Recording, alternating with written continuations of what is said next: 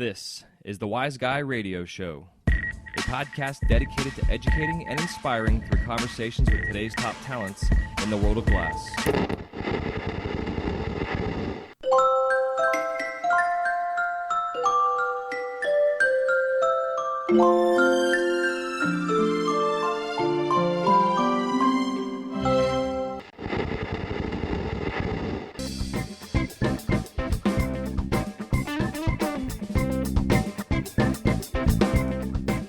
Hey, what's happening? Welcome to a Glass Blower's Companion, episode number 14.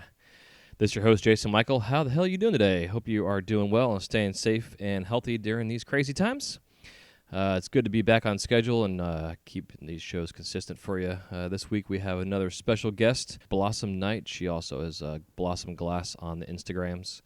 And she's pretty rad. She's got a really pretty line of work I really do appreciate and was really stoked to have her on. As you'll find in our chit-chat, immediately her and I had a pretty major connection in our glass life, which I'm still blown away by, to be honest with you. It's pretty crazy. And she's definitely got a fun story, and really do hope that you do enjoy her story that she shares today. And you can find her again out there on the Instagrams at Blossom Glass.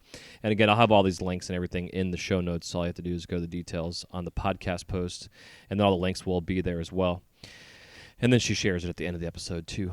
Also, don't forget Mountain Glass is still sponsoring the show, and they are still open. They are not right now doing same-day deliveries. They are also still doing curbside pickup. They're not letting people in their warehouse, but you can order if you're local, whether you're on the East Coast or West Coast of their locations. You can call ahead, place an order, go by, pick it up kind of thing.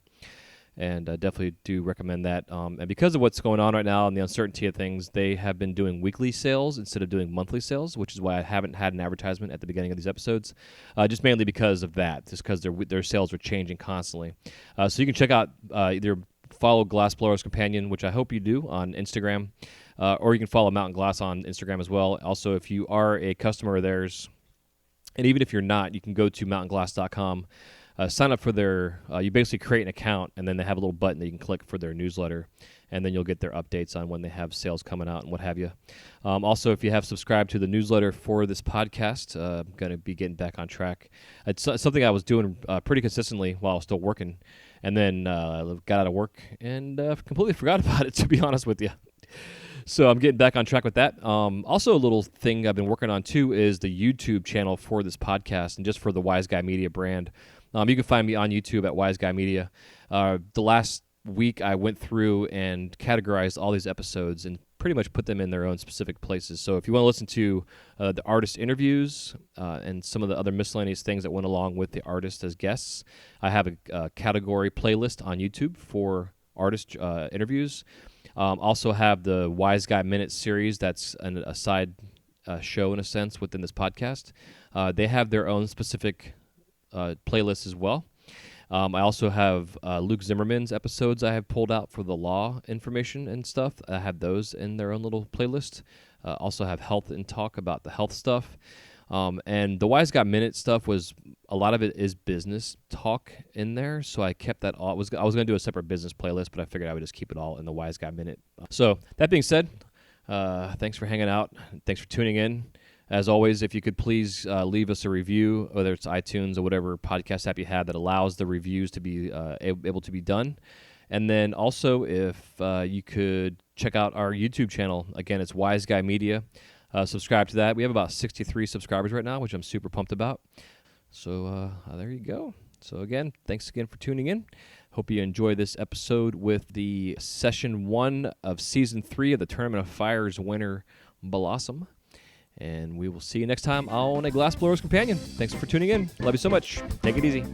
Peace.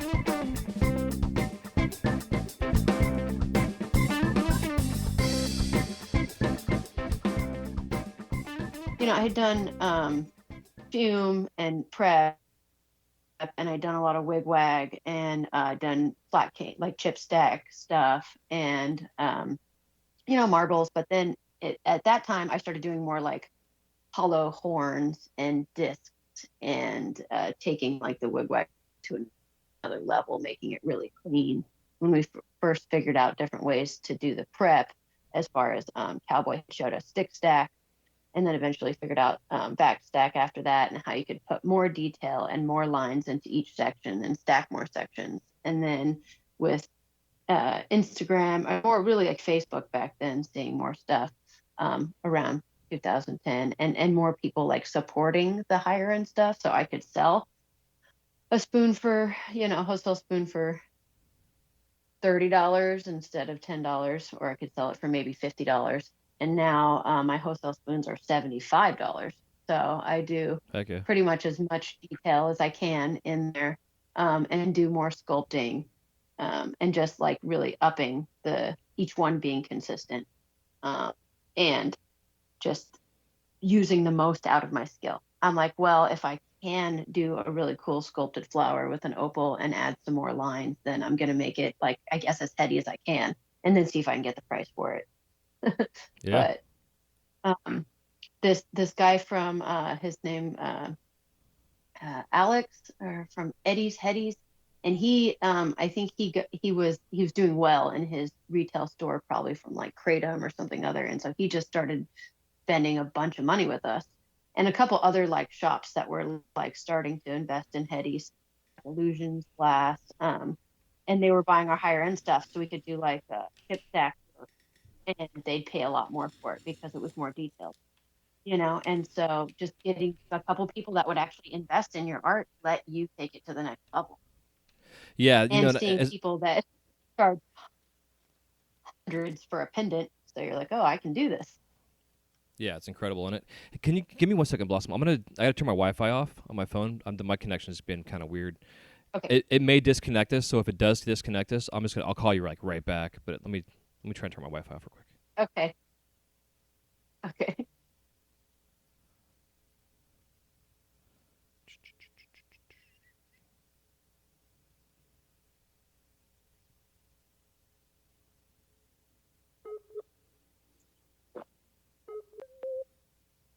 Okay, cool. It's still there. Can you hear me? Okay. Mhm. Okay. Yeah, all good. Sorry, I'm talking too fast, maybe. Oh no, it's just I have my studio's outside the house. It's disconnected from my house, and I have a Wi-Fi extender thingy out in the garage that I just moved out here today, which I don't know why I didn't do this months ago or even years ago. But but it's still kind of weird. It's just choppy. So I just want to make sure that it was the best sound as we can get. Well, and so back on what when I started blowing glass in like I said, 2005, I was making a lot of pendants, and so even my boyfriend Sean at the time was doing chip stack stuff, and he would end up with all these flat cane ends that I would then press into petals and make little petal pendants and little flower pendants. It was like a little implosion center. So I had been making flowers for a long time, but it took me probably up until, excuse me, the past couple years to actually get to put flowers on functional pipes. Okay. And especially to make water pipes and rigs. And so like even just to put a nice flower like on a chillum and to make it like fit the piece really nice and to look nice and to still like, to be satisfying and like not all gross and just sticking off the piece, and like just to make it look good, has taken me this long. But I think I've made flowers for a long time, and I've made pendants for a long time, but just refining my style, it has literally taken just so many hours and years behind the torch to actually get the product to be as good, I feel like, as it is right now. Yeah, well, it's beautiful stuff. Like I can tell the refinement, that you've done, and it's fun that you started off with the flower and then started to incorporate that in your work. It's I love the chip stack style. And going back through your stuff too, just checking it out over the last couple of days, it's something that you don't see much anymore, and I love that style. Like I've always liked the basket weave look. I remember, like you're saying, like back in the mid 2000s, I guess it was, really like when you got started, that was a big thing. And everybody was trying to outdo everybody, like, who can do the coolest chip stacked basket weave. I remember seeing like Chris Carlson back when I think he was still going by LA Glass back then. He was doing some just crazy shit, and I was just like, how are these guys doing this stuff? And I didn't really understand it because I'm, for the most part, being self-taught minus Gordon stuff and learning some stuff from Daniel. After that 2 years, it was all from self-taught from that point. So like going to shops and seeing all this crazy ass heady stuff. Like I remember a buddy of mine had a shop down south from me, and he was the only shop in the area that had anything from California or an Oregon area. So I was seeing all this stuff coming out, and quill potting and just crazy shit. Seeing Yeah, and just double layering too, the layering stuff yeah, that yeah, Jason was doing, and you were like, how?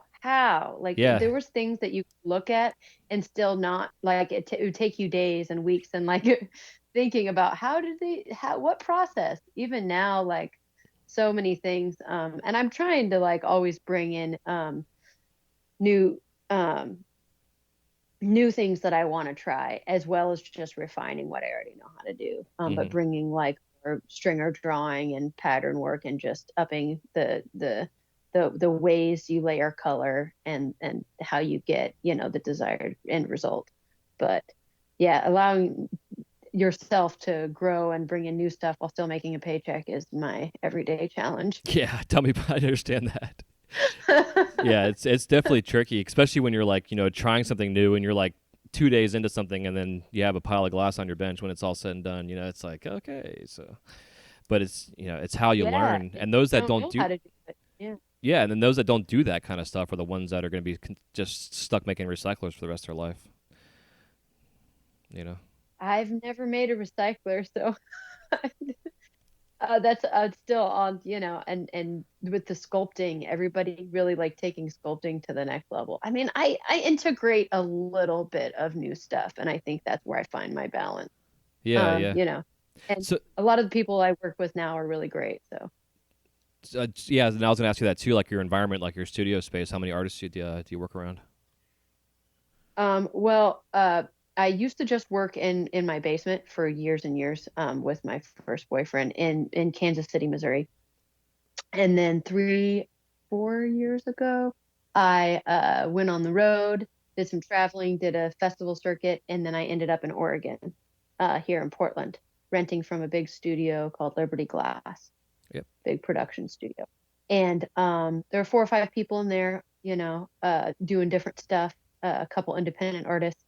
And then I moved to a different part of Portland, and I work with a company called Oracle Glass, and a guy who built his own studio and rents about 4 or 5 different stations, all to different artists. But he's got a little bit like more equipment. He's got like a lathe that I can use and some cold working stuff. And they're all like super positive, and he's building a whole new studio this next year coming up to with just like he's just investing a lot in the business, and just like super positive about the future and where it's going.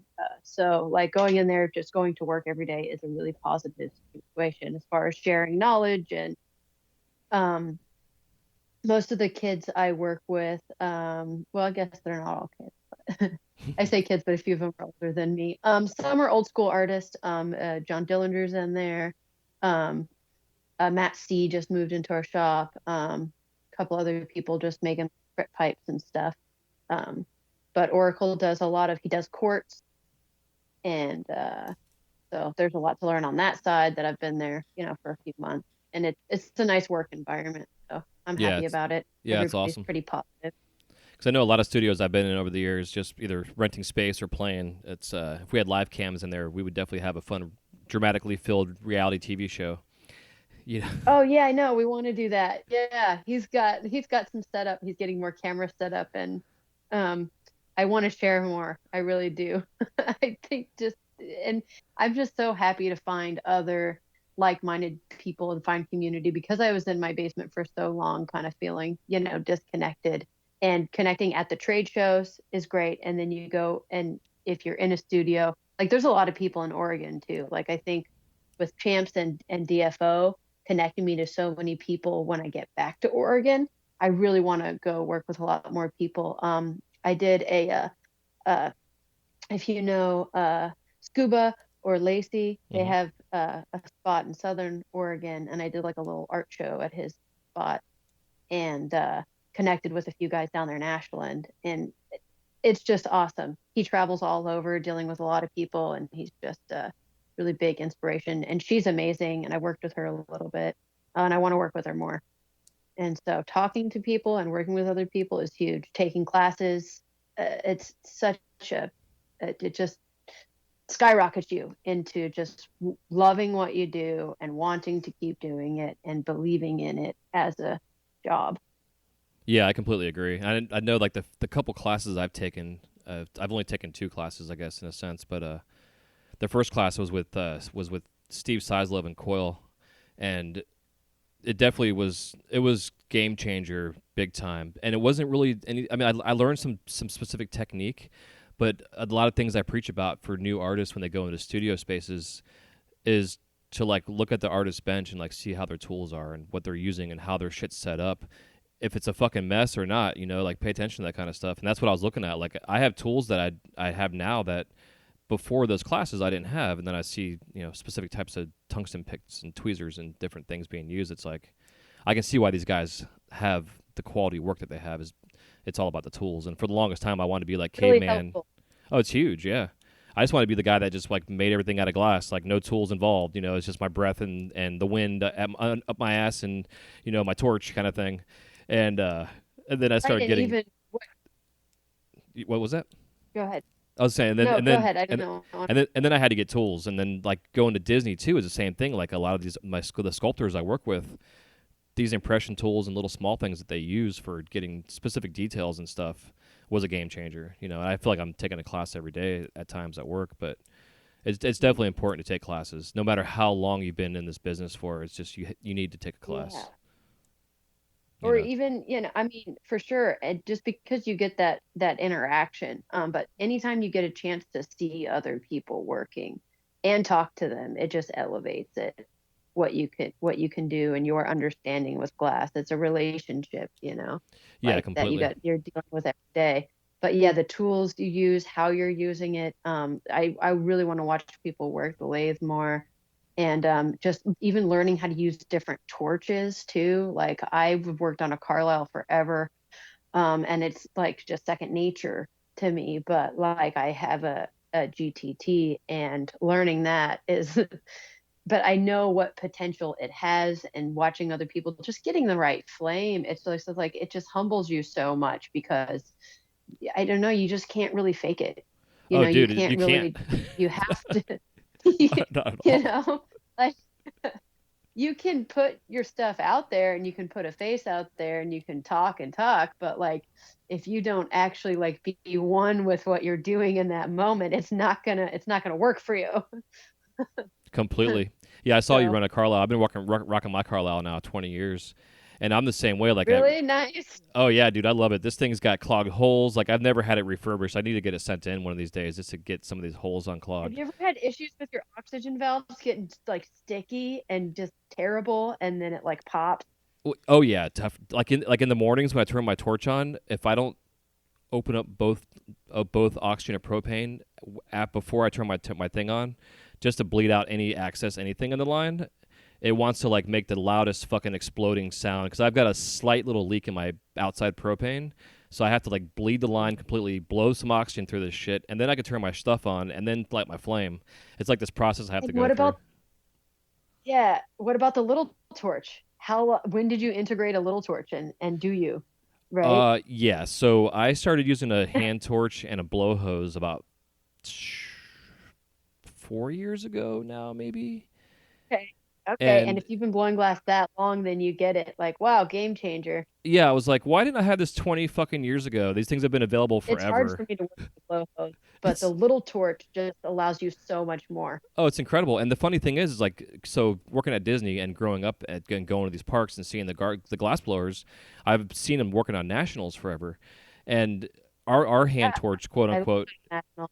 is a national. Like we have like a national with like a one hole or something, whatever the hell it is, the little OH tips, and they're big and bulky and like cumbersome. And then once I got my Smith, I bring my Smith to work with a little Hornet tip on it, just because it's like it's so convenient and comfortable.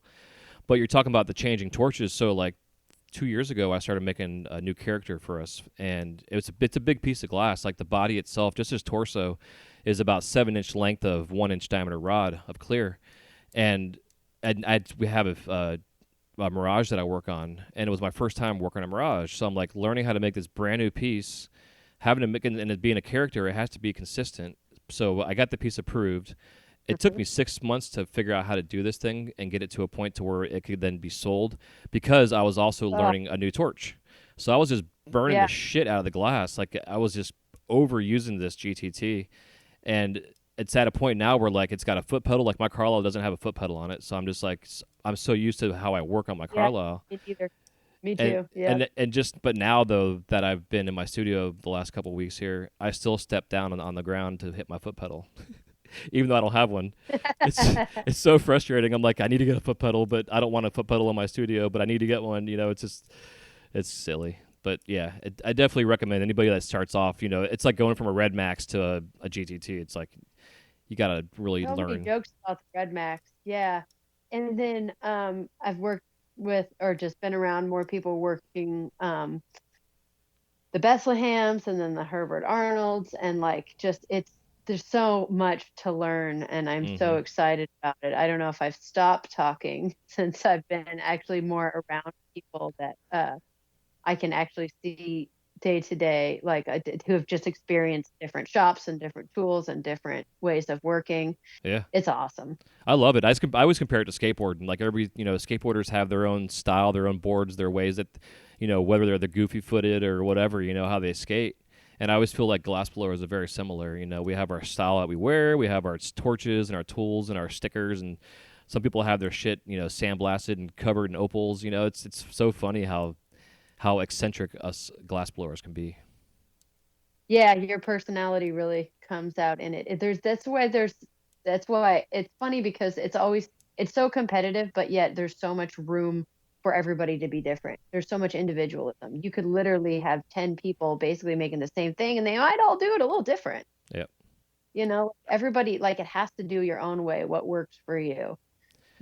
And so like I know there's like a lot of fighting and like competitive and like everybody's out for the same money and all this, but to me I always think just like I support everybody and I think there's room for everybody. I mean, in all fairness, it's healthy competition, I think.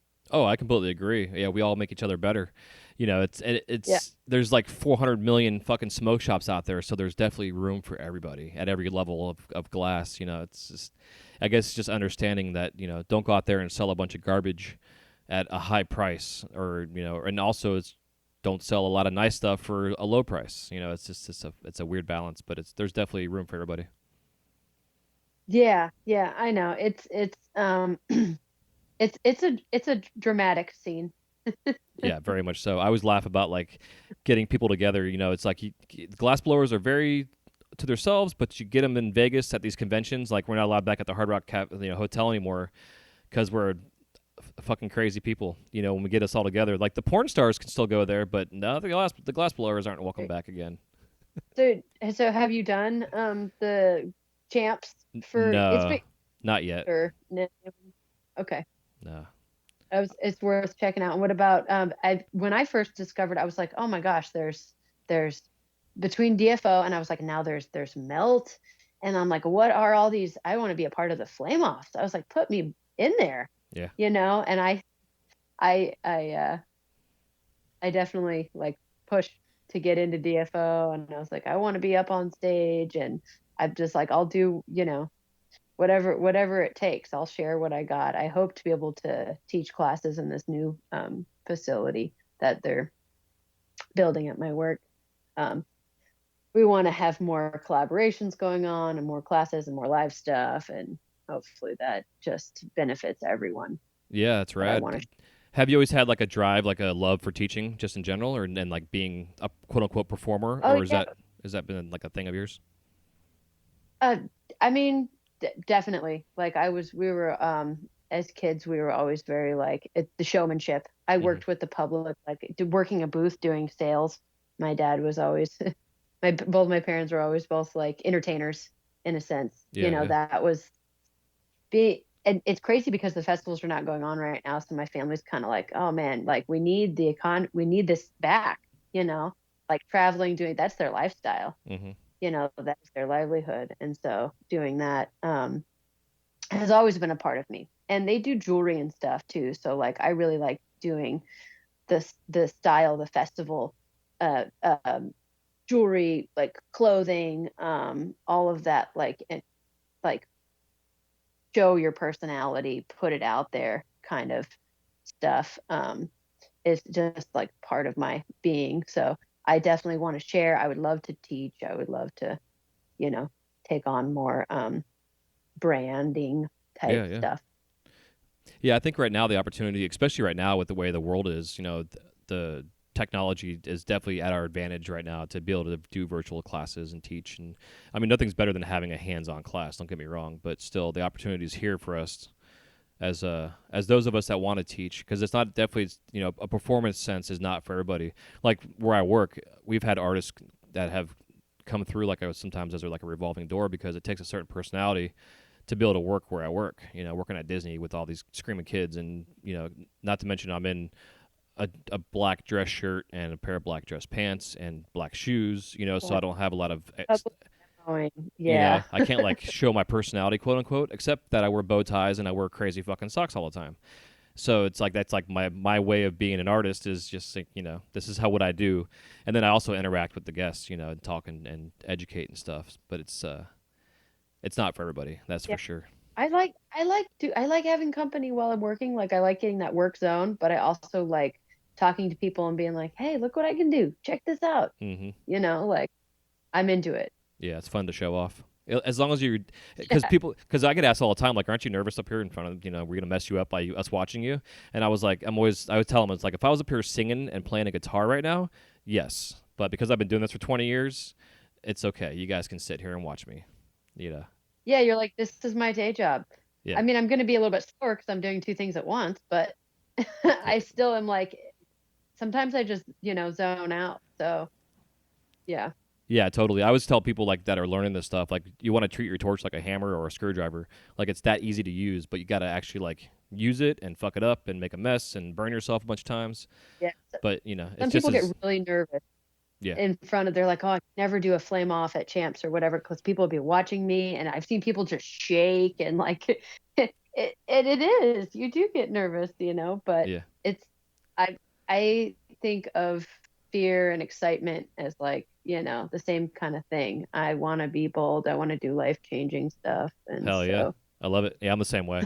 Because I like whenever I'm like, if I have too much coffee, for instance, and I do have like a caffeine yeah, yeah. tremor, and I'm always like, okay, folks, like I don't say it out loud, but to myself, I'm like, okay, I'm not nervous. I just have had too much caffeine right now, and I can't get this little black, small, tiny pupil right now in the eye where I want it because I'm shaking too much. What was It's it?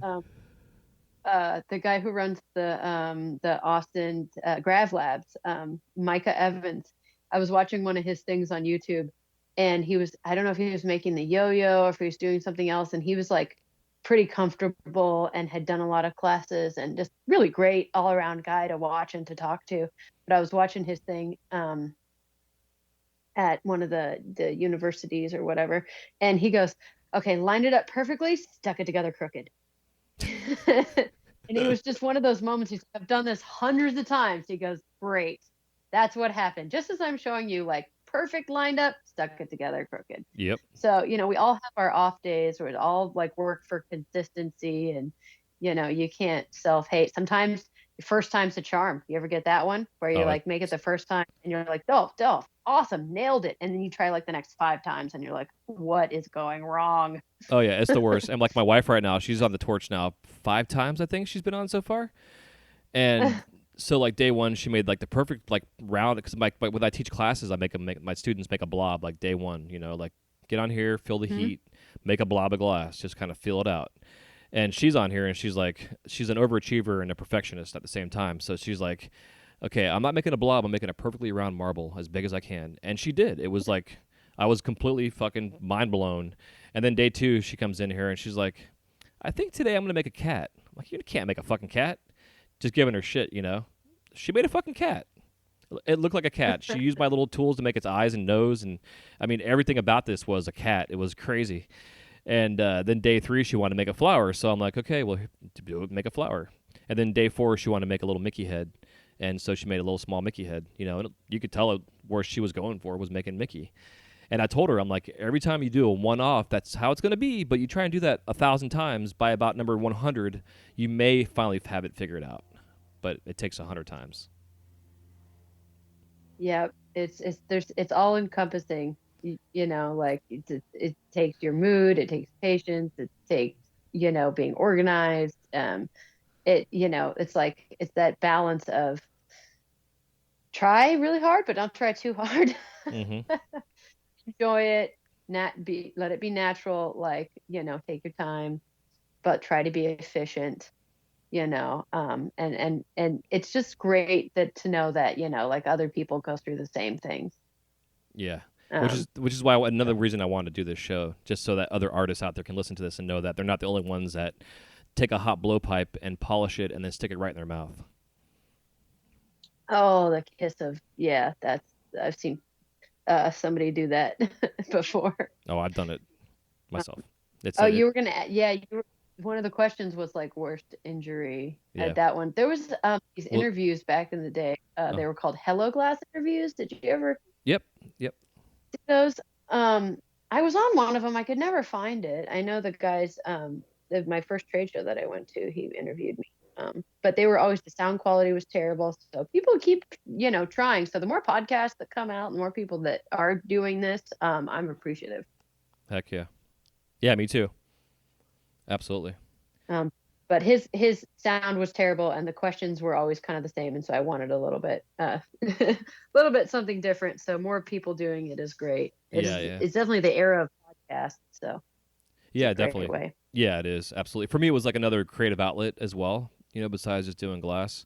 Because I always find, I'm not sure if you're the same way, but like I feel like my glass just like takes all of my creative energy from me. So if I want to sit down and like draw or play my guitar or something of that nature, it's like I don't really have the drive because all that creative juice is gone, or I may have like a little bit Yeah, left in the it's bottom of my hard to glass. have other hobbies. Yeah. Yeah, but it's so important. Like, do you do anything else outside of glass? I know you said you're doing the Rent Fest stuff. Well, I don't do the that as traveling as much, anymore. Just mostly Um, visiting. yeah, yeah, and with the shows and the glass trade shows and the flame offs, and more like trying to be focused on the Instagram, and just kind of just getting wrapped up in that scene, but wanting to do like more merch, and everyone's with their logos and their stickers and just that sort of thing. But just with so more like drawing, more stuff like that, creating. I don't really have much else right now. I mean, Oregon is just it's so beautiful with all the outdoor stuff that I'm really big into like fitness and outdoorsy, like hiking and kayaking and dance and those kind of things. Heck yeah. Yeah, it's important. Got to have that outside of the studio something to do besides making yourself crazy blowing glass all the time. Yeah, that's it. It really takes up so much of my time, and I put in so many hours. I want to do other stuff for sure. Um, it's just been tough. It's been a rough couple of months for me personally. So.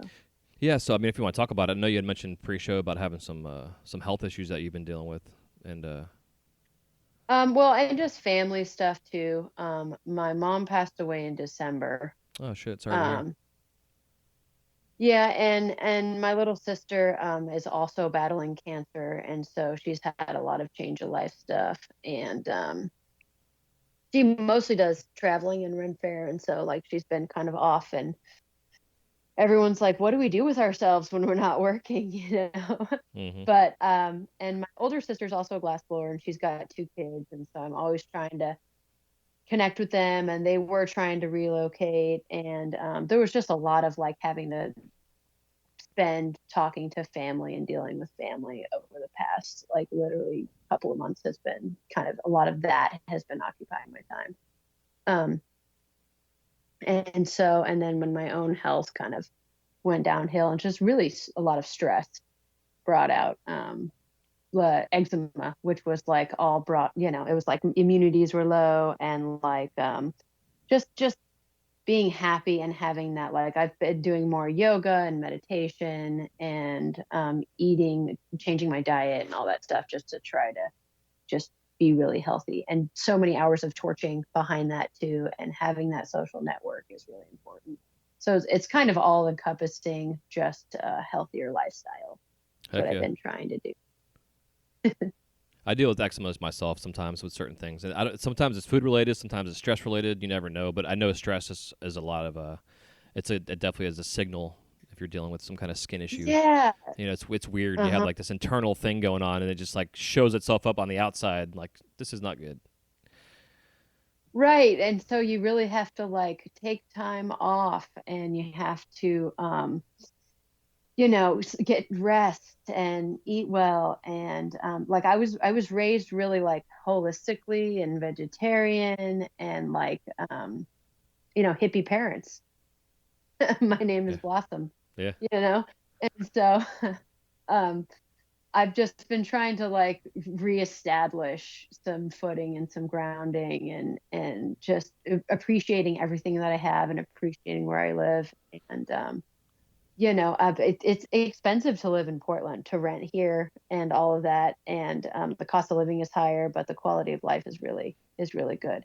So I'm excited for the summer, and I'm excited to just like really uh, be the best that I can be at what I'm making and how I'm doing it, and the way I'm living. So yeah. I think this time right getting a now. healthy check is Yeah, completely. Yeah, absolutely. And I know for me too. Like I'm in the same boat. Like this whole time period we're all going through was a big kind of a wake up to me. Like, okay, time to get myself back into that space again. Because like before, I don't know, 3 years ago or whatever, I was like on a really good health lifestyle. I was like the best shape of my life at 40 years old, and et cetera. And now like this coronavirus hits, and I'm like learning how to make macarons and shit right now. Like I'm eating like shit, and I'm enjoying it because it's delicious. But it's also put on like 10 pounds over this last like month and a half or whatever. The corona weight I put on. So I'm like yeah.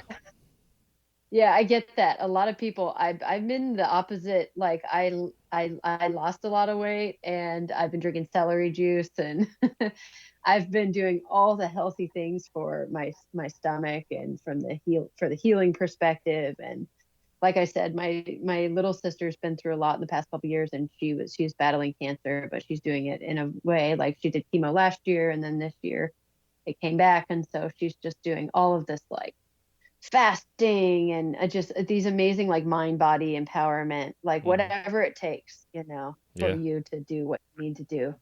um so I'm definitely like exercise every day, get outside, eat healthy, and working the right, not overworking myself behind the torch. I used to have a lot of like hand and wrist problems too, where I had to stop working for a little while because the production was just killing me. Hmm.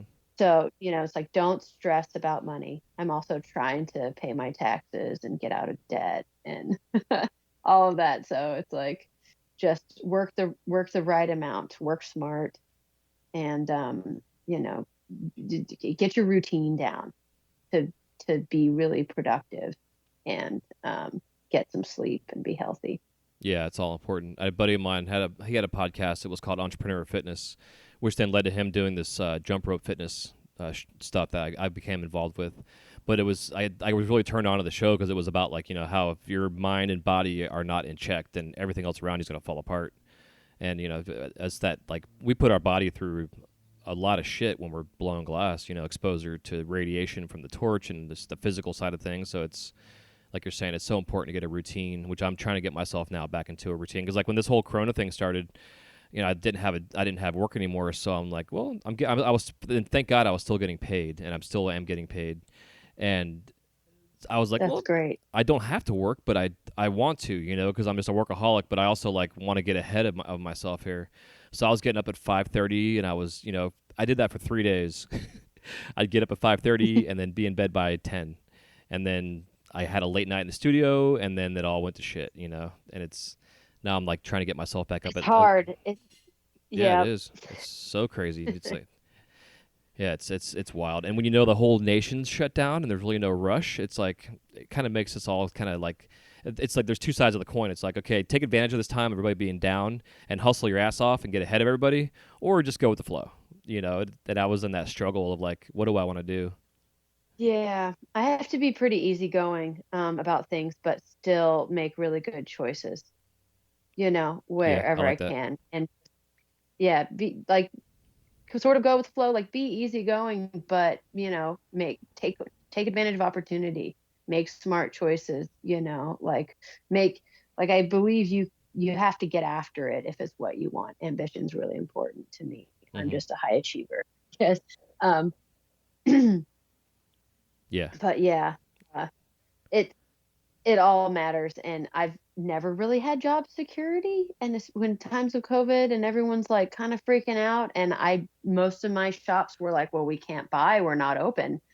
And I'm like, okay, well, I'll put stuff up for sale like on retail and like just Facebook and like see if anybody up for grabs, because I never really had luck with auctions and I didn't really do direct sales. And I had just old school always done quantity, to shops wholesale. Hmm. But the more I promoted, okay, I'm going to take a video of this one little pendant and do a giveaway and, make the little things kind of count for something bigger. And, it definitely worked. And I get so much good feedback, like just a little bit of hope. And that's all you need to keep going. And I have had some really low moments that have made me really strong, and definitely had a hard time paying my bills and didn't know where my next dollar was coming from, and had days of losing work and just like to cracks or bad prep or whatever. And you have to just start new and get up and keep believing that there's money in the industry. I can make a living. I can, I belong here. This is what I'm meant to do. Heck yeah. So Have you found like, in a sense, like growing up with glass, like that has taught you a lot of stuff, just like life lessons? um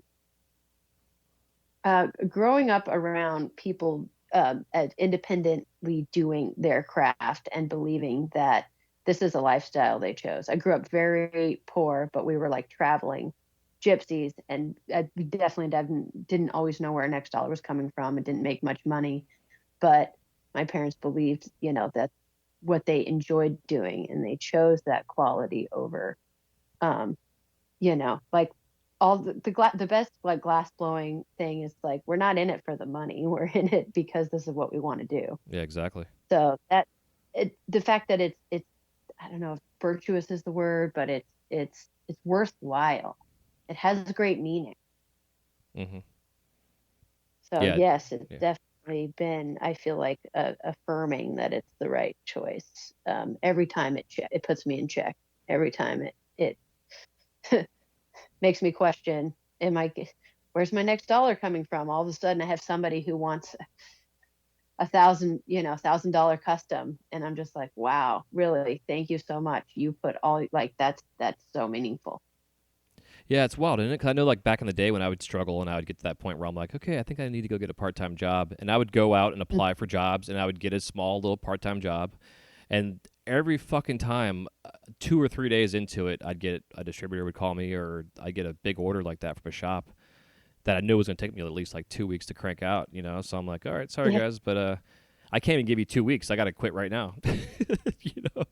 Yeah, I thought, and all of a sudden I had no sales at the COVID, right? And I was like, oh my gosh, and I had to borrow to pay my rent, and I didn't get a stimulus yet, and then all this stuff just was crashing. And but then all of a sudden now I'm just like filling up my books. I'm booked again for at least a couple months.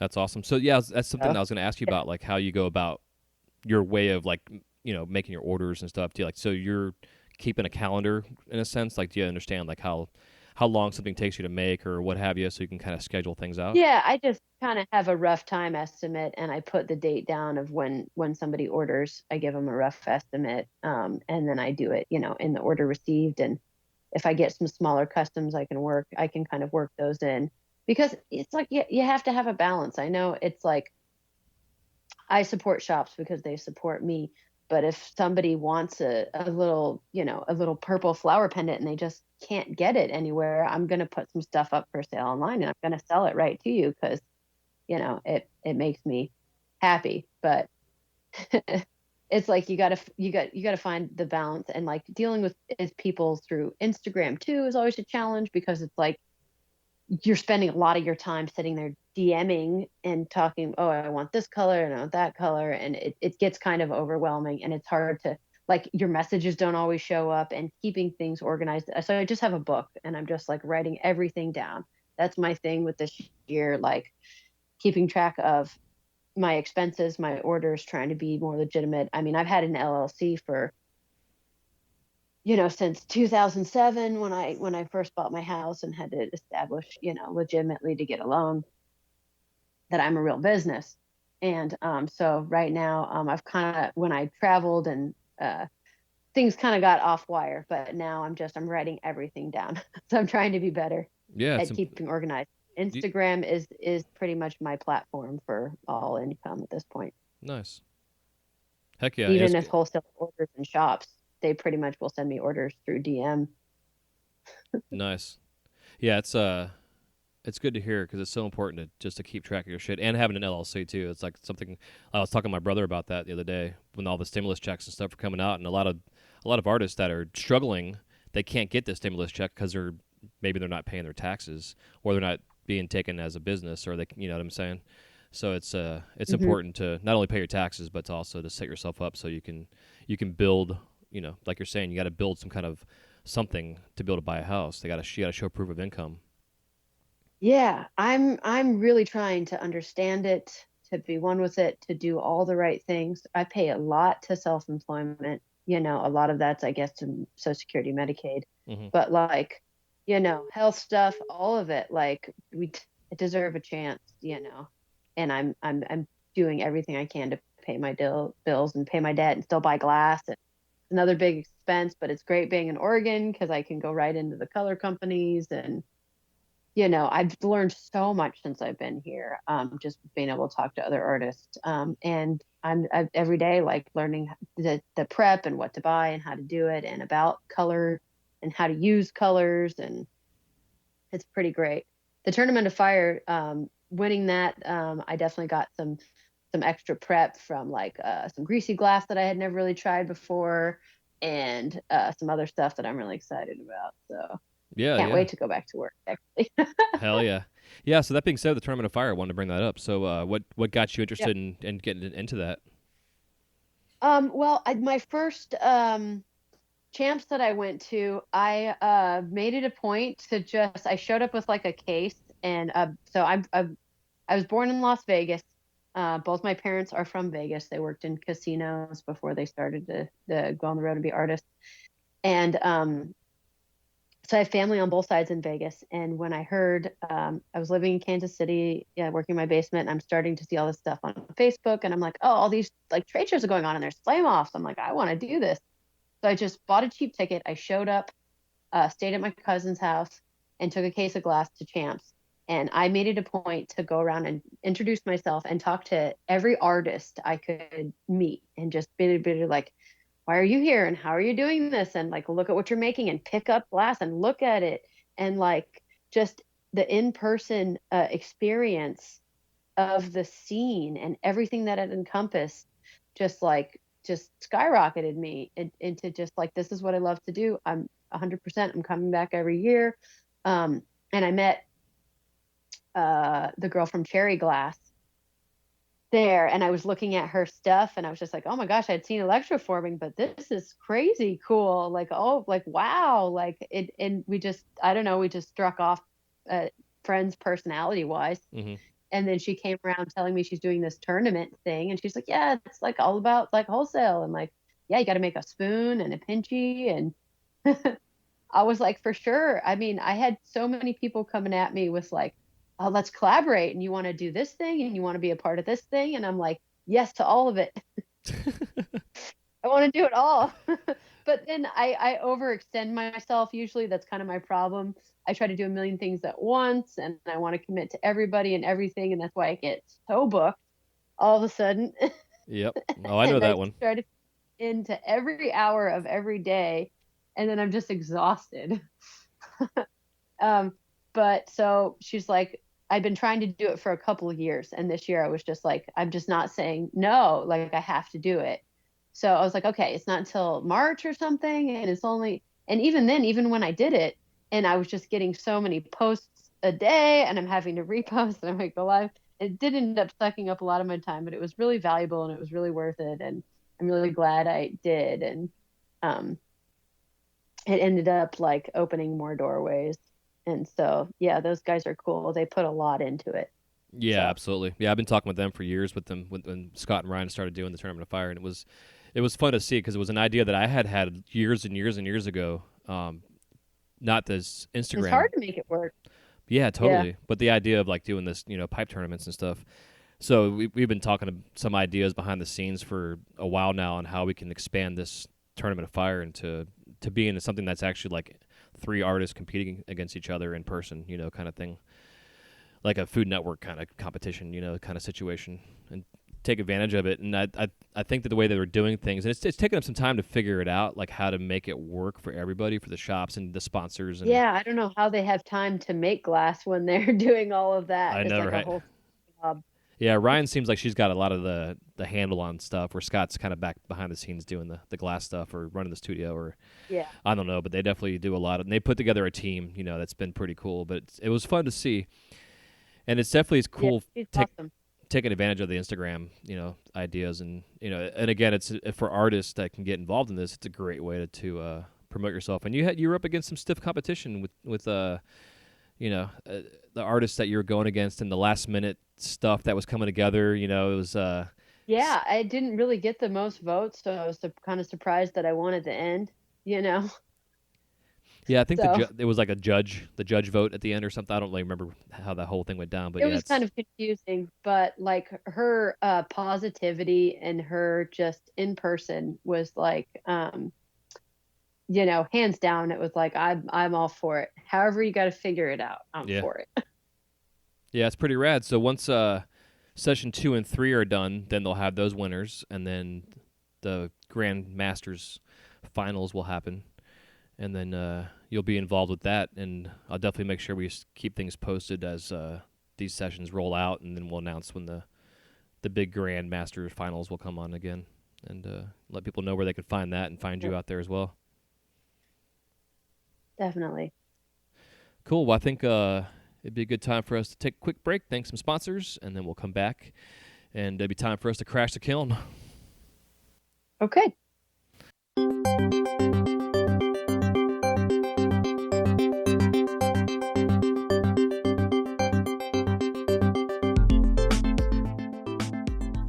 This episode of The Glassblowers Companion is brought to you by listeners like you.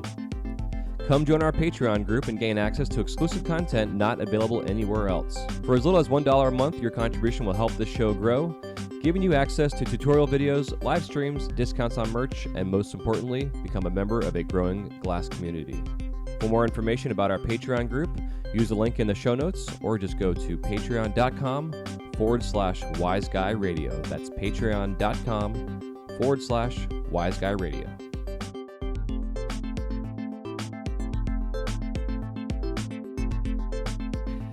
So the crash and the kiln round, which I have not done in a while. Hopefully I remember all the questions, but it's about seven questions, and you can give me a 30 to 60-second answer, or we can also expound upon your answers, which tend to happen. And the first question I always like to ask, which is a doozy, is if there's any living glass artists that you like to work with and collab with, in a sense. Who is it and why? It was hard for me to figure this one out because there's so many, but my first instinct was probably Mike Luna because he mixes the functional with inside an amazing sculpture. Mm-hmm. And I want to be able to do that, so I would love to be able to work with him. Yeah, he's a badass for sure. I had him on just recently on the show, and just to catch up on stuff, and then having Scott on also, so it was fun to have the Dragon guys back to back in a sense, on the show, and it's him as well. Yes. Yeah. Yes. Scott's works crazy. Both those guys. It's pretty amazing. What are your top 5 favorite colors in glass? Okay. So the The blue stardust I use on everything. I like the pink slime or purple lilac because it puts this like purple foggy hue to everything. I Hmm. layer that a lot. I really like the molten aura purple, uh, the purple amethyst. Um, I like blush pink because it gives you different shades than your regular rainbow palette. Hmm. And I like layering a lot of things over white. So I guess that'd be five. Yeah. With the purple amethyst, is that the Chinese purple that you're referring to? No, the purple amethyst is like the rose gold Okay. amethyst. It's like it's kind of like a grape color almost, Yep. but it's like a transparent purple that is the most purple Yeah, for made sure. by Molden Opera. Yeah, they have a great that. It's like their furnace line of glass that they came out with. It's stuff is rad. I haven't bought any yet myself, but I definitely want to get some. And it's talking about color. I was talking about this with Scott the other day, and it's like molten ore, for instance. They're fucking expensive. Like their material is not cheap. Even for a glass company. But And they it's hard it's to work. yeah, but it's so saturated color wise. Yeah. You can make it go so far just adding clear to it or over clear or whatever. You can take a Yeah, I'm amazed I'm still doing new things with new colors. Still being in yes. this. So, Same with me. And having not really work, I'm still working amber, purple, and ruby. You know what I mean? And oh my blue God. moon. Like I love that shit, but I still like. Gordon used to come into the distributor and just buy like 20 pounds of amber purple and ruby and cobalt. Yep. Yeah. Those. Like just those were the go-tos. Yep. Yeah, the staples. But like recently, I just bought a bunch of color last week, and I got a bunch of new stuff I've never used before. Like I got a pound of serum just to play with it, and I've never used it before. And I like that one. yeah, it's fun. It's stiff, but it's fun. And I actually coated it with I don't remember what UV is. One of the UVs that it's like blue V that turns to blue UV, and just for shits and giggles to see if I can get the CFL reaction and also the glow, because with with the Carlisle, it's not very nice to color, and I tend to beat the shit out of everything I work on just to put everything I make So do I. through the rings of my bullshit. So I was like, is this stuff Me still too. gonna glow? Is it gonna change the CFL? And I made my piece that I made out of it, and still have a bunch of prep, and it does both. I'm pretty stoked with it. So it's fun as I learn the new colors. Like my brother's been doing this now for about 9 years, and he grew up with all this new stuff. So he's like fully all about like all the new shit all the time. He's like teaching me stuff, and Love that. That's great. yeah, it's killer. So whenever I have new stuff, I go to him. I'm like, hey, dude, so I got this stuff today. So walk me through the process. Yeah, me too. Like I'd been blowing glass for a long time, but then I got to hanging out with some newer glass blowers and they knew all the hype colors way better than me. And I'm like, how do I use this? Yep, I know that's You what I go to know, him what for. What's hype doing? right now, dude? Is it worth it? So fun. Exactly. So funny. I mentioned something the other night to my wife, and she's like, "That's a young person's thing. How do you know about that?" I'm like, "Cause I'm hip." And she's like, "Okay, now you are old because you used the word hip." So funny. Yeah, my dad still says groovy. I No. don't know. I mean, it's definitely yeah, the lingo with Instagram, especially with the auctions and all that stuff. It's just so beyond me. I feel kind of old for sure. Yeah, I know what you mean. 100%. So funny. So With yeah, I try to get in there though. I try to get in there and do some new stuff with some new colors hell yeah. and get people excited about it.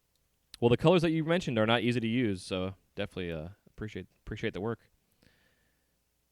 Yeah, like I said, I've just now tried some greasy tubing, the satins. I was like, wow, this is really satiny. This is cool, But I layer a lot of stuff. People ask me like, what color did you use for this or that, and I'm like, I don't know. There's like 12 colors in there, So for me, that's part of like I feel like maybe I mean everybody does things differently, but like what makes my piece different from somebody else's is literally I will just take all the different stuff on my palette and table and make it work in a different way for me the Yeah, best that I totally. can. So I have to kind of balance and choose between what works, what's not bubbly, what my torch is going to work well with, what my hands can handle, like, what works well on a vac stack. Like I'm just using everything at my disposal to try to make the coolest outcome of like, if you blur your eyes, does it look sort of pink purple? Like, what did you get to make it look like that? Yep. So I just can't explain it, but it's like I'm doing my magic. It's a fucking and blast I use too. I love it. all the colors I can. Thanks. Yeah. Yeah, totally. Like I've got a bucket full of just like ends of colors pieces, and I'm like, I just grab a couple out of them. I don't even know what they are. I'll just grab a couple out of my bin and just like, And you got to be careful what not to use. I used a stick of dark green in a vac stack. It checked the whole thing. oh, it's the It was worst. a quarter tube of 75 mil. Like, and because I Jesus. used one stick of Glass Alchemy green, it was like just super checked. And I was like, oh man, haven't seen that in a while. There's a time and effort lost. Oh, it was a bad day. Yeah. But you get back up and do it again. Yep. Exactly. I know, and it sucks because there's not much you can do with that except for maybe cut that line out with the pair of shears, and then it's even then it's like what Oh yeah, I don't even think that's possible. Yeah, I But don't it think was so. amazing. Like showed me it like literally it was like what you know like everything you know nothing. Hmm. Because it was like I worked it out. Like I melted it out and I made a spoon out of it and the spoon's still sitting there and the spoon hasn't checked yet. So I'm like, is it gonna check years from now? Is it gonna be okay? Could I make stuff? Do I risk making stuff out of all of this pounds of tubing? And I'm just like, I don't even know. I'm going to put it aside, take a couple deep breaths, start on something else. Yep. It's like using opals. Like the fail rate on opals is just terrible, but it's an amazing piece when you Really? can. Yeah, yeah. From what I hear, I have a low percentage of fail rate. I use opals all the time. so my fill rate that I've had has actually been like 2 years down the road.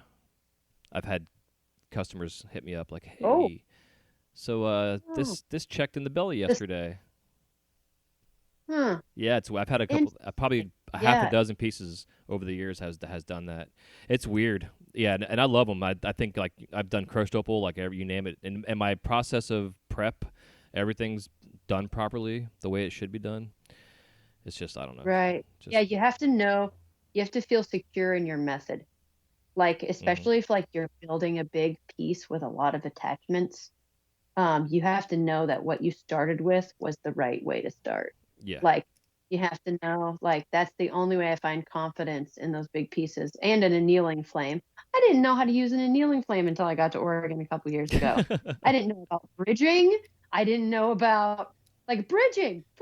Oh my gosh. You Yeah, it's know, so like funny. Yeah, so like then again this round always goes off the rails, so whatever. But sorry, I know this is supposed to be a quick round. oh no, it never is, so it's okay. But so like I was saying, like I just getting back into recently making my own handmade joints. Like I've been using graphite tools for 20 years, literally, and just like 2 weeks ago, I finally, or I guess about 3 months ago, I bought two joint making tools, 14 mil male and female tools, blast shield tools, I believe that are brass, and I still have like graphite reamers. And I'm like, fuck, I need to get a nice brass reamer. So I finally got a brass reamer. And then I'm like, okay, so how do I use this properly? So I'm like going online trying to find some videos and stuff just to make sure I'm not making a mess. I'm using beeswax, etc. But then I saw a couple videos online of some dudes making some joints on pieces and how they were putting their joints together. And forever I would just stick a piece of 14 mil into the joint, and then I would attach a puntee and then bridge it. But then I saw this dude do a cold seal on a joint and use that cold seal on a blowpipe, like a fluoride piece of blowpipe. Did a cold seal on the opening of the joint, and used that as a blowpipe to attach the joint to the back of the piece. And I was like, oh my god, that's fucking genius! I know how to do cold seals. I've been doing them Yeah, forever, but why didn't I ever think about that? And every yeah, time I've done something with like a 14 mil joint, male into a female joint, 9 out of 10 times it gets stuck, and then the piece is fucked. I got to rip the joint off and make it all over yeah. again. And now I'm not dealing with that anymore. My very first time attempting this process with this cold seal came out flawless, and every time I've done it since, it's come out flawless. And I don't know. That was just a little whole side thing on there, like learning new shit. Yeah, I feel the same way. I've been through the same sort of thing. I love it. I feel you on that. When I first learned to do the cold seal, and that's still the way I do it. Yeah. Um, and so yeah, these little tips and tricks, oh, change your whole world. Yeah, totally. It was and it was Chaw That's that what really helped. it was I think it was Chaw I saw that did it. He was on Torch Talk on YouTube, was doing one of his little penguins. Yeah, But yeah, it was rad. I'm, So I was stoked. this is really great. I'm not just sharing, but learning so much just talking to you. Like it's pretty cool. Hell yeah. Next question. Yeah, absolutely. So see, we done that in color. I guess I'll go to the what's your worst injury in a studio? Oh, besides a couple like sticking my whole thumb in the flame, I sliced my left forearm open with a jagged piece of 26 mil, putting a case on a shelf. Like pretty wide open, and still have a pretty vicious scar from it, but like straight down, like I couldn't see bone, but like whoa, like that's a slice. That's just some sharp. When you touch a like a glass cut's pretty vicious. Yeah, where it doesn't bleed for like a couple minutes, and then all of a sudden it's like a Yeah, you waterfall. just see the fat. You're like, whoa. Yeah, Yeah, it's like one of those movies. Yeah. yeah, it's terrible. Did you have to get stitches? Oh yeah. Yeah, nice. It's always fun. Yeah, so watch out for the big jagged pieces when you're stacking shelves. But yeah, I've just countless burns, sticking fingers, wrist in the flame. When you actually do that one, that one's always puts you in check. It doesn't even matter. You're just like at that point, like, okay, what's wrong with me? Why am I not paying attention? Hmm. Or Yeah. when you drop a giant chunk of something in your lap, but you stand up pretty quickly. I sit down and blow glass most of the time. I'm still trying to work out the best situation for sitting, standing. I kind of want like a torch stand. Like I want to change the way my workstation is always to just like this super advanced uh Right. hybrid of what you're making, between the way those Japanese guys work, like way down in the table, to, Hmm. to where a lot of these guys work standing like Buck on big pieces, and where you just like put a piece on on a freaking table and just like get in there with your little torch piece by piece. And like there's just so many different ways for people to work nowadays and to avoid injury. Yeah, and that's the main thing is like the being able to have longevity because like I used to sit a lot when I started working with Gordon. He sat, did a lot of sitting when he did his work, and then I did my thing and I built my benches and I sat for a bit and then I'd stand and I'd sit and I'm like, okay, what's the best? And I think the best for me is both, depending on the situation. If it's a big piece, I'm standing. I have a floor mat Yeah, that's like the an anti. safest way to hold a giant chunk of glass in case it cracks off or something, or, it not burning your face too, like keeping Hmm. your face from being burnt. It's so challenging. I definitely work with behind the blast shield. And like I said, I've had this terrible eczema that is, it's inflammation. And so like when I have it on my face and neck, it's like an itchy rash, and like the heat does not help. No, not at all. So literally having to work covered, I literally want to design like a ninja body suit that makes me like, you know, able to blow glass safely. They Yeah, still don't yeah. have a lot of good protection for your arms or your face that's like actually breathable and workable. Oh, I know. Like Kevlar sleeves are just way too hot. Oh, yeah. They definitely are at times like I love them, like wearing them. Like when I'm working hot shops, like I definitely like to have a Kevlar sleeve on my hand that my right arm using or my right arm when I'm using the jacks and stuff. But Right. but still you can't protect like the side of your hand. It's like No, my hands and my face and everything, you got like it's challenging, and we need better gear yeah. on that end. Yeah, it was just funny that you say that. Last night I was thinking about this exact same topic because like at work now, and once I actually start in the parks, we're gonna have to wear face masks when we're working. And for years, I've seen lady glassblowers wearing some kind of bandana or something around their face, and I always understood the reason why. And then the shields came out, and I saw less face coverages and stuff. But Hmm. having now worn a mask, and even in the warehouse, we have to wear them, and I've made my own little kind of riggied up, out of an old tie-dye Yeah. T-shirt. But I love wearing it, like just keeping that heat off my face. Even though I've got a shield up, it's just one extra layer of protection. Yeah.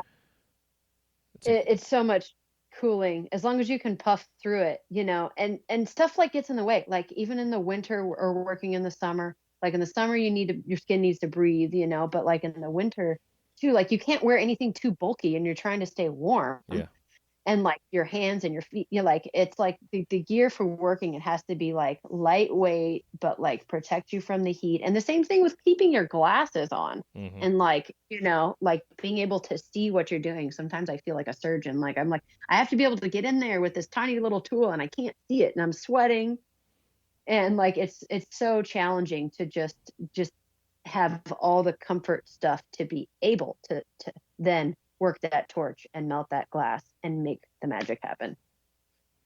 Yeah, absolutely. There's And also what for the ladies, there's that great bras of fire product out there. It's like oh yeah. the Kevlar pads for your bras, which I think I had her on the show, Nadja Gustafin, who makes those, and just because I never thought about that before, like for women, like I know we're getting UV exposure all day long, and my concern also for us, and this again off the topic here, but over the years of all this exposure to the chemicals and the flame and the UV and all this other shit, like how many of us are going to get sick from the long term exposure to all these elements, like a ton of shit we're getting exposed to, not to mention silicosis and the cuts and burns on top of everything else.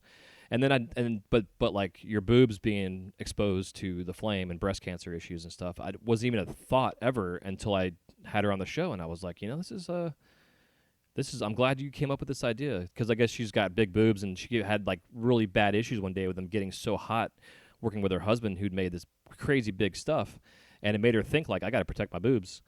And again, I think it's a great product. Entrepreneurship is always creating a solution to a problem of some sort. But yeah, I don't know. That just being weird. I'm down with it. I want all the gear to protect and just to make it to where I can work safely, to protect my skin and all of that, especially too with like I remember there was one girl, I think her name was Happy Glass, and she was having this terrible skin problem on her face too. It's like you wear too much sunscreen, and then it like I said, I had a friend who had melanoma removed from his face for blowing glass for a long time, and like like you gotta watch out. It's definitely dangerous, just in more ways than just cuts and scrapes and carpal tunnel and back pain, and there's so many. I know. What the hell are we? What are we thinking? Oh, I and I knew it, and it's like, and then people look at me and go, "You gotta charge more." I'm like, I know, but I want it to be affordable, and I just love everything that I make, and I want people to be able to own it and have it, and like for me to buy $1,000 piece, if somebody spends that much, I think the most I've sold a piece for solo piece was 1,600, and still I was just like, oh my gosh, like wow, like that's a lot, Yeah. And so like I've just to be in a place where I'm not doing, $10 bats all day long, and I can make something that I actually can just put a little bit more work into. I'm grateful and happy. But yeah, I'm always looking out for those ladies making the products. I need like better face masks and better sleeves and all that really cool festival gear that I realized that I'm now kind of breaking out because of the COVID. I got all the masks and the scarves, and like I got from Benjamin Dyes, I got these really cool ink blotter like prints. They're like it's like a ski mask sort of. It's like a mask. It's like a thing that goes over your neck, but you can wear it on your face too. Okay. And those were kind of helpful now, but I'm like, and I've gone through so many different glasses and trying to keep them, on my head. We need the good gear. Yeah. If whoever out there can make some really nice gear, I'm ready. Yeah, 100%. Safety gear for glass blowers, because like you said too, I know Lacey had this awesome like leather thing that actually like she would wear when she would demo, and now the demoing has become like more of a entertainment sport, like with people up there fire dancing and live art and all of that. I really hope that America gets healthier, and we get all of this virus under control, and so we can all get back to the progressive, outgoing exposure that the glass artist community so needed. Yeah, totally. Well, speaking of burning your boobs, there was a video I saw of a glass artist. I don't remember who it was, but she was doing furnace work demonstration as a show, and was in like full body paint, with no coverage on her boobs at all, just body paint, and she's working this furnace. And I was like, oh my god, how are you doing this? It's crazy. Yeah, it's dangerous. I don't think you should blow glass barefoot. Even you could like cut your foot, or you could drop hot glass, but like it's hard for me. Like I start sweating. I can't work in a lot of sleeves. I like to wear, in the summer especially. Mm-hmm. And so like, yeah, just keeping the sensitive parts very protected. Yeah. I'm using board shorts. So close to my torch. Yeah, Yeah. exactly. Especially the Carlisle, because at Carlisle, the whole torch gets hot. You know.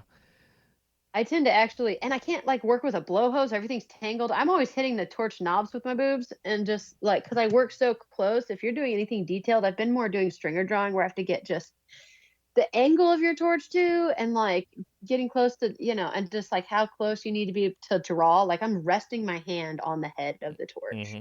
when I'm drawing almost. And so like you get all blow up close and personal with the Yeah, torch. definitely. So Is your Carlisle a rack and pinion or is it ball and post? um I I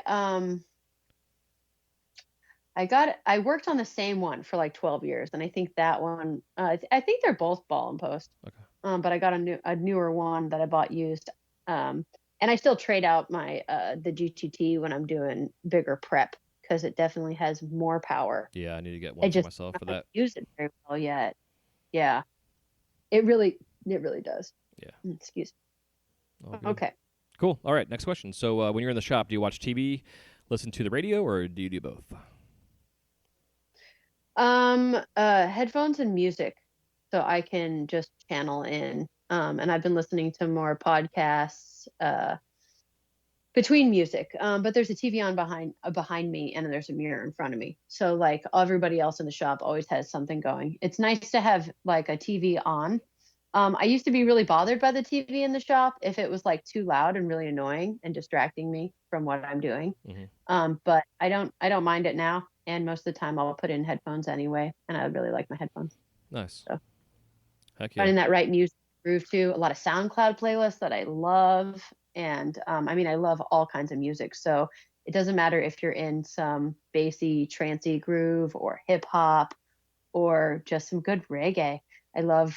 There's a radio station here that plays old school Jamaican reggae, and I love that. Nice. Yeah, I'd like to dance in my studio when I get a chance. Yeah, I'm the dancer for sure of any time, and like especially if I'm like feeling like a badass doing something like pulling flat cane, and I play some like specific music that tailors to that, and I'm just like in some of those steps I feel like gosh, this is what I meant to do Hell yeah. when I'm doing it right and I'm doing a good job, and I'm checking all my steps and everything's going good. I definitely am like jumping around in a lunge or in like to get the right angle too, because the height. So I'm sitting, but then when I'm standing, I need it to be a little bit higher. So Hmm. That's funny. definitely dancing and throwing glass. I'm all for it. Hell yeah. It's like the soundtrack to your life. You like when the music and your work all lines up perfectly. It's like you're in your zone and you know you're supposed to be doing this shit. It's perfect. That's it. That is it right there. Yeah, it's rad. Love it. Yeah. So next question: do you have any glass blowing themed tattoos? Um, yes, almost all of them. I mean, I got my first tattoo was just like a lotus with some roses when I was 19 in Michigan.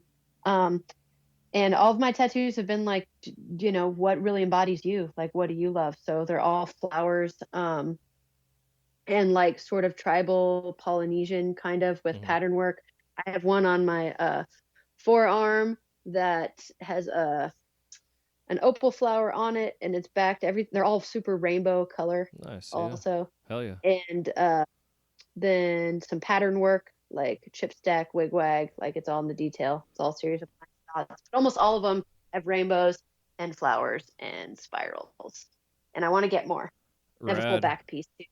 When you think about getting a tattoo, you think, okay, I'm going to have this forever. Do I really like it? And what do I love that much that I want to put on me? Yeah. And I'm like, Exactly. art, pattern work, I'm all about it. And I traded glass. Like I literally traded a swirly flower piece for my swirly rainbow flower tattoo. Hell yeah. I'd say like 90% of my It was tattoos are awesome. trade with glass. Like it's probably the first Yep. year of pipe making, like all this shit garbage that I made. The guy that had the tattoo shop down the street was opened up like a little smoke shop in the back of it, and he loved it because it was like stuff he could sell for like $5 or $10, to his customers, and it paid for a lot of my work. Or doing demonstrations at like the tattoo conventions, which was always a crazy time. Watching people doing suspensions I with all would the love to hooks. do that. Oh, it was a rad time. It was cool. Yeah, and I did a lot of tattoo trades because these artists were from all over the world would come in. So That's awesome. it was pretty cool shit. Most of the anytime I get a custom order for something, I'm like, I tell the customer, I'm like, okay, think about it like you were trying to get a tattoo, like give me some flash of like what you like and what colors you like and what style you like, and I'll come up with something for you. It's not like you're literally, telling me I want this or that. It's like you're not telling me, okay, I want a pink seahorse. No, it's like I love your pieces. Give me some inspiration, but like let me come up with it for you 'cause I'm the artist. Yeah, Doing totally. customs is so interesting, but I always tell them it's like getting a tattoo. And it's going to be a couple weeks. And like let the stuff sink in, and then I'll come up with the final product for you. You know. Um but yeah, I I love supporting other artists, and I would put tattoos all over me. And for tattoos also, it's like, even if I did like ever get a different job, it's way more accepted. Tattoos and piercings and bright colored hair and Hmm. stuff like that. With, you know, we're not degenerates anymore. Now we're uh We're we're accepted. professionals. I know, it's crazy, Yeah, right? we're accepted and we're professionals. Yeah, it's like, and tattoo art's expensive too. you know. Especially these days. I can't even get over how expensive tattoos have gotten. Yeah, I mean, I got a great deal on all mine because it was trades and stuff. Yeah, I have a full back piece too that is like, you can't really see it, but it's all flowers and it's full rainbow and it looks like an owl and glass. I want people to put like I want to put glass art on me. So Yeah, same I here. thought that was awesome that you had that question. Yeah, hell yeah. Yeah, it's always fun because and it's always interesting too because I've a couple times I've had artists say that they have no tattoos, and it's just the different personalities in our I industry. remember I remember when I first started seeing glass artists get more of their art on themselves. Um, my friend who does all these geode crystal pieces, she has this awesome rainbow crystal structure on her arm, and it's so like her work too. And then I remember seeing like when Banjo started getting more of his like detailed, like it's all just bringing more art to it. But then Hmm. you could see it while he was demoing, and you're like, oh man, that pattern work. um, Mapleson too has some really nice artwork on his on sleeves, and I'm just like, oh man, it gets me so excited. I want to get more. Yeah, yeah, I know, me too. But my wife has a whole. I think it's her. I should know this. I think it's her left arm. She has a full sleeve, and it's all grayscale, but it's all portraits of like her favorite Marvel characters. And the way it's a phenomenal like Awesome. hours and hours and hours of work. But every time I see it, I'm like, oh god, I've been jonesing for some fucking ink. Me Like too. Now, even with the COVID, we can't. I know it's crazy. It sucks. So let's see. Next question. Just what are your top 5 favorite tools besides your Oh yeah, the tools. yeah, besides your torch and your Right. glasses and your kiln? Yeah. So those don't count. Right. Okay. Because I knew I was like, well, those have got to be on there. How good a quality glasses you are is, but or have has been always like, do you use the basic rose didymium or do you use the really nice Aura lenses, which are way heavier? Hmm. But yeah, having good glasses matters. What torch? The little torch. I don't know if that counts, but having that tiny torch, I wanted to mention Oh, that it does. that the tiny torch, yeah, the tiny torch is a really amazing, useful tool. The brass reamer, I was going to say that you mentioned that earlier, having that brass octagonal reamer. I gave it to my shopmate the other day, and he was like, "Oh man, this is a game. This is amazing. Like I can get in there with that loop way better." And I was like, "Here you go. Use this." All of the joint reaming tools are really important too, especially for making rigs. But as far as 5 tools, I also really like the little flat spatulas that are like the dab tools or dental pick set. Hmm. They're like tiny flat and I can like get in between pedals. And like I went over to my friend's shop the other day to do a demo, make something for him. And I was like, you don't have these? I need these. Uh my pedal mashers. I have a little, it's like a tweezer, but it's shaped just like a pedal. It Hmm. doesn't have leaf prints or anything. It's a pedal masher. And I use those. I did like I went to Texas for the armadillo one year, and I stopped at my older sister's shop first, and I forgot all my tools there, and then I showed up, and I was like, okay, you guys, I don't have a reamer, I need pedal mashers, and I was literally like in need of at least the bit. Like I realized at that point that I could not blow glass with everybody else's tools, that I needed my tools, Yeah. and so. Pedal mashers, dental pick, brass reamer, tiny torch. What else do I use a lot of? I guess that's it. I don't really use the tungsten very much. Uh, shears, cutters. Okay. Yep. I use the cutters a lot Okay. to get in and separate things that get too close, like a pedal or this or that. Because I work in such small spaces with such small welds that like um, sometimes it touches and I got to be able to separate it without messing up either part. So the little cutters are really important on my bench. And also a pair of everybody sees these needle nose, but I use a pair of like just like little plier cutters. Okay. And those I use those a lot for cutting 3 mil and cutting stringer. So when I'm drawing with stringer, I need a flat end, and so like I always need to just like cut, or when I'm doing lip wraps, and those I use those probably 100 times in a day, as much as tweezers. Nice. Heck yeah. So like myself personally making flowers, I've made thousands of them at work. I do like a basic rose. It's like a 6 petal rose. And Hmm. I mean, because I made so many, like I would, like we have our shop in Disneyland that we don't blow glass there anymore, but sometimes we do production for them, and they needed 100 of my red flowers that I make. So my manager's like, "Hey, I need them this week," and I'm like, "Dude, that's like 600 fucking petals I got to press out. There's no way." Like I told him no, you know, but I still ended up having some shoulder issues from all the pressing petals over and over, that motion, you know what I mean? But people at work always ask me like, "So what's your favorite thing to make?" I'm like, "Well, I know what I don't like making, and it's flowers." But I got after this whole COVID thing has given me a chance to get back to like my making flowers again, and I've always loved making flowers. I had a guy that I worked with my friends over at Zen Glass, and he grew up in his dad's nursery. He had an orchid nursery, so he got into glass blowing and would make glass orchids. And this guy's orchids were like realistic, like amazing how just like watching this guy working. So it's always intriguing to me. So like lately, I've been making some sunflowers, and I'm making a daisy for a friend of mine today. And it's every flower is different, you know, but it's so Yeah.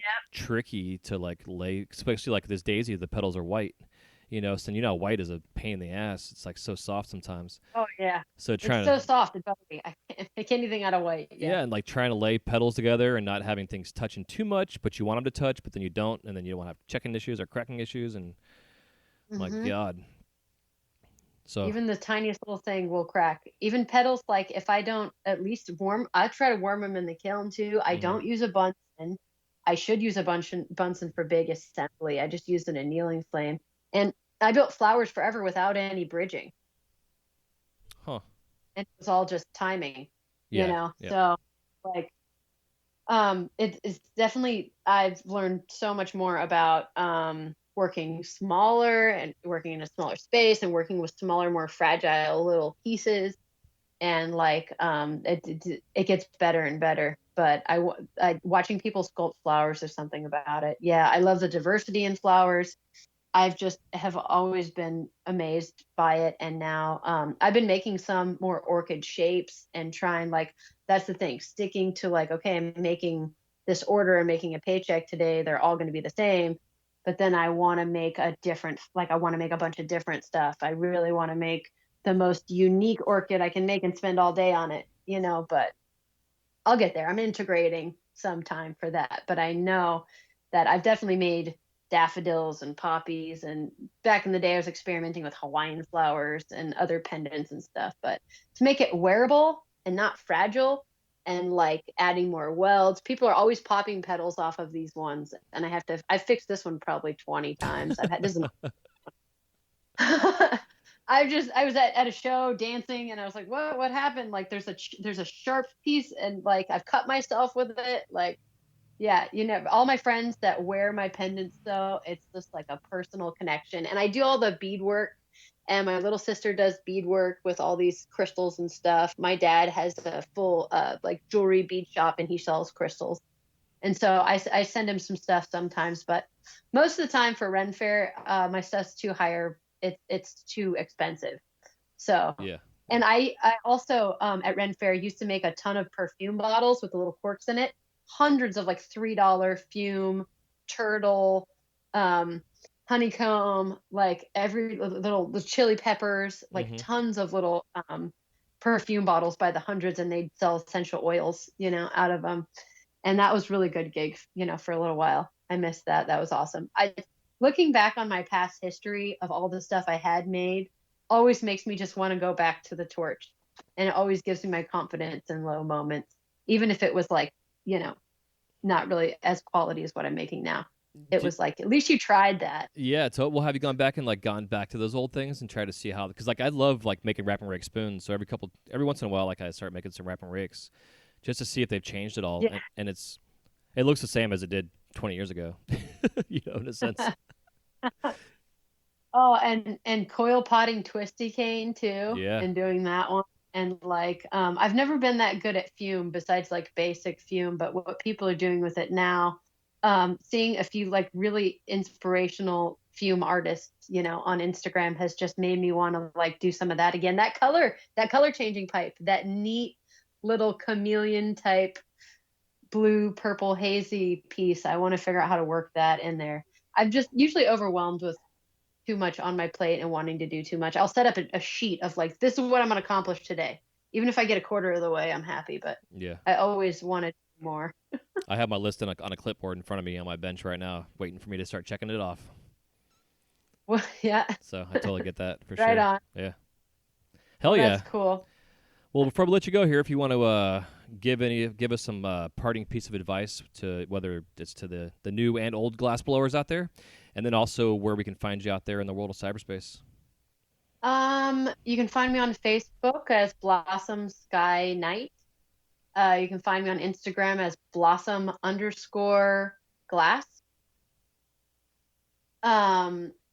And I have a big cartel listed there too, where I sometimes put up some pendants when I get a chance. And advice is just always be true to yourself. Don't worry about everyone else. Do what makes you happy, and practice gratitude and kindness. Always be open to helping each other, because I wouldn't be here, if it wasn't for all the people that helped me. So like, support yourself, and don't get down on yourself when it doesn't work like you think it's going to. Keep trying. Yeah, because it never does that. Maybe, like we said, you get beginner's luck sometimes, but then it's pretty hard to repeat.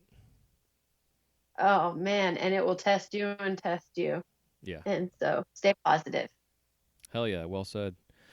Awesome. Well, thanks again for coming on the show. I definitely appreciate it, and congrats again to the first place win there in the session 1 for this season 3 of Tournament of Fire. And you can find Tournament of Fire out there on Instagram as well. Right now they're in session 2 has already begun. I guess in the meantime, thanks again for tuning in to this episode of the Glassblower's Companion.